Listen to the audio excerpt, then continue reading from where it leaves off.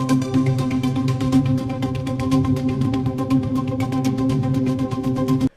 Hello दोस्तों, मैं Sumit Chaudhary Kangra express से। तो कल जो हमारे धर्मशाला में जो वारदात हुई है अपने एबीवीपी कार्यकर्ता और पुलिस के बीच जो भिड़ंत हुई है, तो उससे मतलब कि बहुत काफ़ी दुखद घटना हुई है वो। और काफ़ी मतलब कि सुनने को भी बड़ा अजीब सा लग रहा है वो उस चीज़ के लिए। तो वो काफ़ी गलत हुआ। मतलब कि उसमें जो गलती है वो सारी की सारी सरकार की है। उसमें ना ही तो एबीवीपी करता की कोई गलती है, ना ही तो उसमें पुलिस वालों की कोई गलती है। देखो, एबीवीपी वाले जो थे ना, वो सिर्फ अपनी मांगे लेके उनके पास जा रहे थे, सीएम के पास। ठीक है। और जो पुलिस वाले थे वो अपनी ड्यूटी कर रहे थे।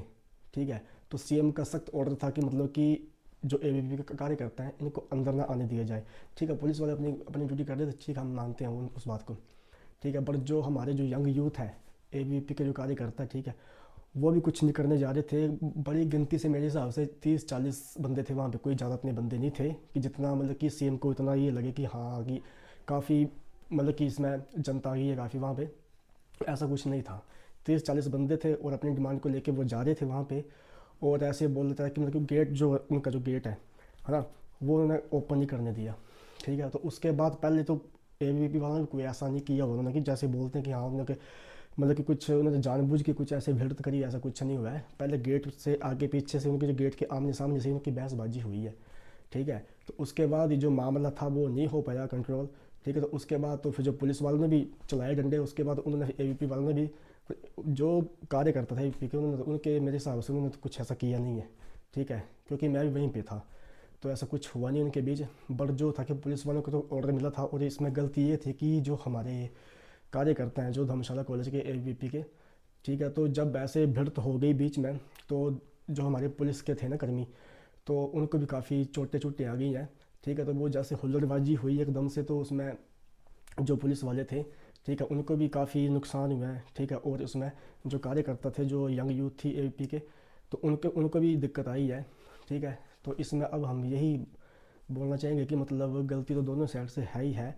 बट एक गलती मान भी सकते हैं और एक गलती नहीं भी मान सकते हैं, क्योंकि कार्यकर्ता जो थे, बच्चे जो यंग यूथ थी कॉलेज की, वो सिर्फ अपनी मांगे ही लेके आगे जा रहे थे। उन्होंने कोई वहाँ पे लड़ाई झगड़ाई थोड़ी ना करनी थी। ठीक है। सीएम ने सख्त ऑर्डर दे दिया कि भाई इनको इनके ऊपर लाठीचार्ज किया जाए। ये तो गलत बात है ना, ऐसा थोड़ा ना है। ठीक है, हम मानते हैं कि पुलिस वालों को भी मतलब कि नुकसान हुआ है। जो पुलिस दो पुलिस लेडीज़ है, एक में तो सर में चोट आई थी और एक को तो ऐसे मतलब कि गिर गई थी ना, तो वो भी काफ़ी सहम गई थी। और जो दो पुलिस वाले लड़के थे, उनको भी काफ़ी ज़्यादा चोटें आई हैं। वो मतलब कि वहाँ पे मतलब कि काफ़ी एक नाली थी, वहाँ पे जाके पड़े हुए थे। तो वो ऐसा नहीं है कि जानबूझ के ऐसा किया हुआ है, क्योंकि वहाँ पे थी भीड़, भीड़ में एकदम से हुल्लड़बाजी हुई। ठीक है। तो उसी वजह से वो धक्का मुक्की करके तो उनको चोटें आ गई। बट जब फिर पुलिस वालों ने ये जब डंडे चलाए, तो फिर उसमें जो हमारे एबीवीपी के जो कार्यकर्ता थे उनको भी काफ़ी चोटें आई हुई हैं। ठीक है। तो धर्मशाला में उनका उपचार चला वहाँ पे। तो कईयों की टांगें तोड़ दी हैं, कईयों के बाजू तोड़ दी हैं ना। तो ये बहुत ही दुखद घटना है। ठीक है। तो इसमें तो देखो ना, भिड़े कौन, पुलिस वाले भिड़े और जो यूथ है वो भिड़े इसमें। सरकार का तो कोई नुकसान नहीं हुआ ना इसमें। ठीक है।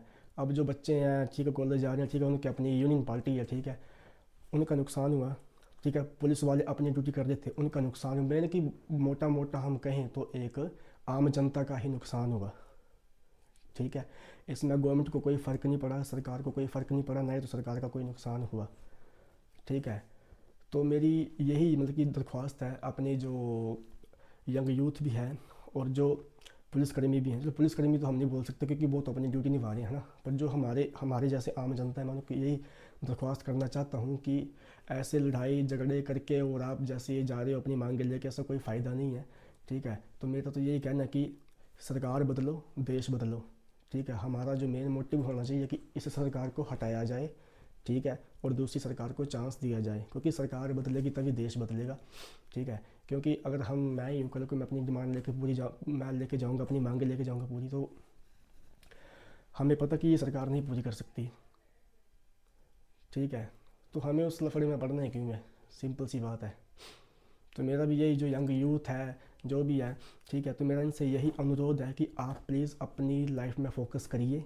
ठीक है। और अपने करियर के ऊपर फोकस करिए। ठीक है। ऐसे मतलब कि जो ये हमारे अपने मंत्रियों के जो प्रदर्शन होते हैं, सीएम के प्रदर्शन होते हैं, कोई भी एमएलए में जाने का कोई फ़ायदा नहीं है।